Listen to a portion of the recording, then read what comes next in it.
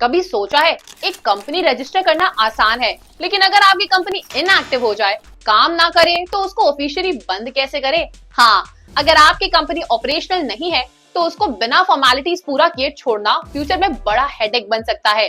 Penalty, legal troubles और compliance का issue हो सकता है, पर टेंशन लेने की जरूरत नहीं है, क्योंकि आज हम बात करने वाले हैं इंडिया में इनऑपरेटिव कंपनी का स्ट्राइक ऑफ का प्रोसेस। और हाँ, लीगल देव यहाँ आपकी पूरी मदद करने के लिए हमेशा तैयार है।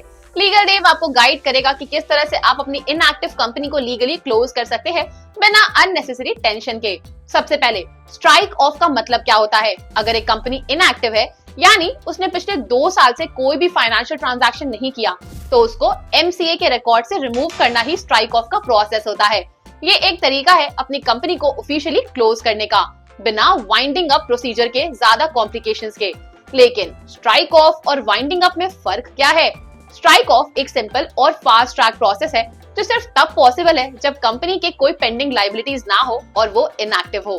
वाइंडिंग अप एक लीगल प्रोसीजर है जो तब फॉलो किया जाता है जब कंपनी के लायबिलिटीज होते हैं, क्रेडिटर्स इन्वॉल्व होते हैं और एक फॉर्मल क्लोजर की जरूरत होती है। वाइंडिंग अप का प्रोसेस ज्यादा कॉम्प्लिकेटेड होता है और कोर्ट या ट्राइब्यूनल के इंटरवेंशन की भी जरूरत पड़ सकती है। अगर आपको इससे रिलेटेड वीडियो या इन्फॉर्मेशन चाहिए हो तो हमें नीचे कमेंट सेक्शन में जरूर बताइएगा। हम जल्द ही इससे रिलेटेड वीडियो आपके लिए लेकर आएंगे। तो अभी हम बात करते हैं स्ट्राइक ऑफ के बारे में। स्ट्राइक ऑफ के 2 तरीके होते हैं। First one is suo motu strike off, जब गवर्नमेंट खुद इनएक्टिव कंपनीज को आइडेंटिफाई करके उन्हें एमसीए के रिकॉर्ड से हटा देती है। Second one is voluntary strike off, जब कंपनी खुद अपनी मर्जी से एप्लीकेशन फाइल करती है एमसीए के पास ताकि वो लीगली स्ट्राइक ऑफ हो सके। अब अगर आप वॉलंटरी स्ट्राइक ऑफ का प्रोसेस फॉलो करना चाहते हैं तो आपको कुछ बेसिक कंडीशंस को फुलफिल करना होगा। कंपनी 2 साल से इनएक्टिव होनी चाहिए, कंपनी के पास कोई एसेट्स और लायबिलिटीज पेंडिंग नहीं होनी चाहिए, सभी शेयर होल्डर्स और डायरेक्टर्स का कंसेंट चाहिए होगा, एनओसी, नो ऑब्जेक्शन सर्टिफिकेट अगर कंपनी किसी और से लायबिलिटी होल्ड करती है, कंपनी ने अपनी पैन, जीएसटी और आईटी रिटर्न्स क्लियर होने चाहिए। अगर ये सब क्राइटेरिया फुलफिल हो गए तो आप स्ट्राइक ऑफ के लिए अप्लाई कर सकते हैं। अब आते हैं एप्लीकेशन के प्रोसेस पर। स्टेप 1, डायरेक्टर्स को एक बोर्ड मीटिंग करनी होगी जिसमें रेजोल्यूशन पास किया जाएगा कि कंपनी स्ट्राइक ऑफ के लिए अप्लाई करेगी। स्टेप 2, सभी शेयर होल्डर से अप्रूवल लेना जरूरी है। स्टेप 3, STK2 फॉर्म भरना होगा जिसमें basic company details, reason for strike off और नेसेसरी डॉक्यूमेंट्स अटैच करने होंगे। स्टेप 4, एमसीए फीस पे करके एप्लीकेशन सबमिट करनी होगी। स्टेप 5, एमसीए और आरओसी वेरिफिकेशन करेगा और अगर सब कुछ सही रहा तो कंपनी का नाम एमसीए रिकॉर्ड से रिमूव कर दिया जाएगा। ये पूरा प्रोसेस 3 से 6 महीने तक ले सकता है, क्योंकि एमसीए और आरओसी को वेरीफाई करने में टाइम लगता है, इसीलिए पेशेंस रखना जरूरी है।